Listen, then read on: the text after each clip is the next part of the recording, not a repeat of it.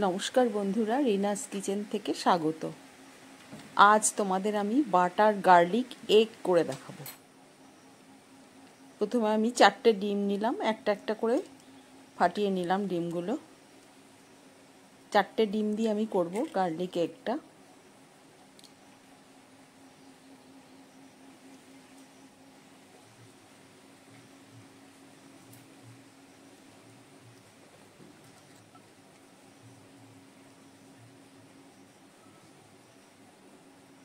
এবারে পরিমাণ মতো আমি নুন দেব,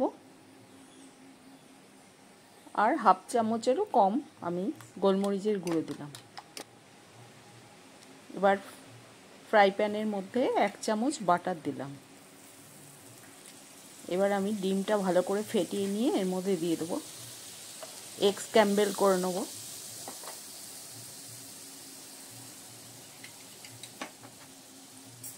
স্ক্র্যাম্বল এগটা আমার একটুখানি বেশি ভাজা হয়ে গেছিলো, এটা ভাজাটা একটু কম করতে হয়।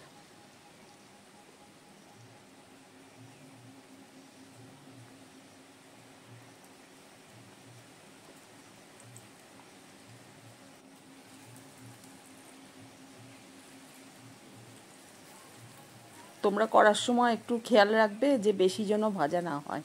আমারটা একটু বেশি বেশি ভাজা হয়ে গেছিল।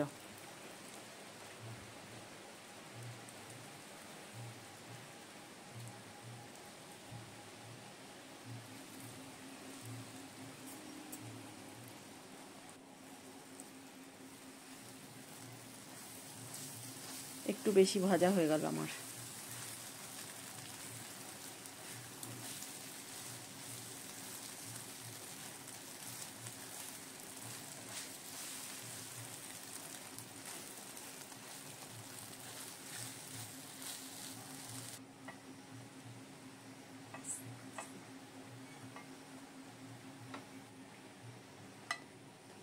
এবার আমি ফ্রাই প্যানে আবার 1 চামচ বাটার দিয়ে দিলাম।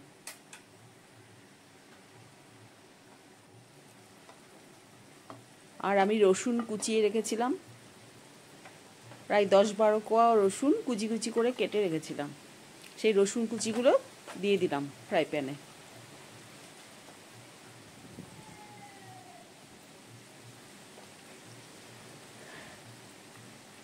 এবার রসুন কুচিটা একটু বাটারে নাড়াচাড়া করে নিতে হবে। আর হাফ টিস্পুন মতো আমি গোলমরিচের গুঁড়ো দিয়ে দিলাম, আর সামান্য লবণ দিলাম। ওটা টেস্ট অনুসারে দেবে। আর 1 চামচ আমি কর্নফ্লাওয়ার দিলাম। কর্নফ্লাওয়ারটা একটু ভাজবো।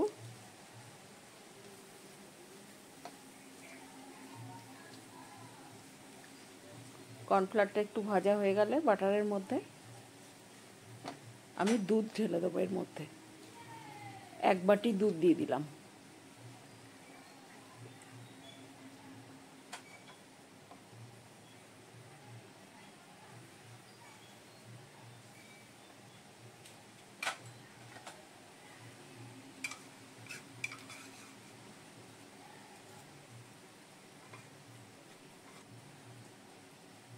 এবার আমি চিলি ফ্লেক্স আর ম্যাগি মশলা একসঙ্গে করে রেখেছিলাম, সেটা দিয়ে দিলাম।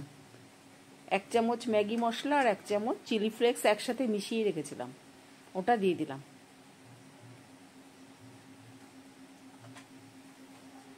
এবার স্ক্র্যাম্বল এগটা দিয়ে দেবো। এবার যেহেতু কর্নফ্লাওয়ার দেওয়া আছে সেহেতু এটা ঠিক হয়ে যাবে, আস্তে আস্তে সসের মতো হয়ে যাবে, হোয়াইট সস।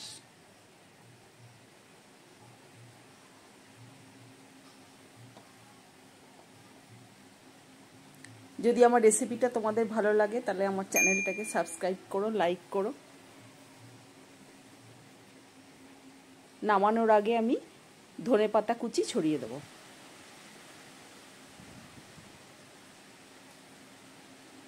কমপ্লিট হয়ে গেল।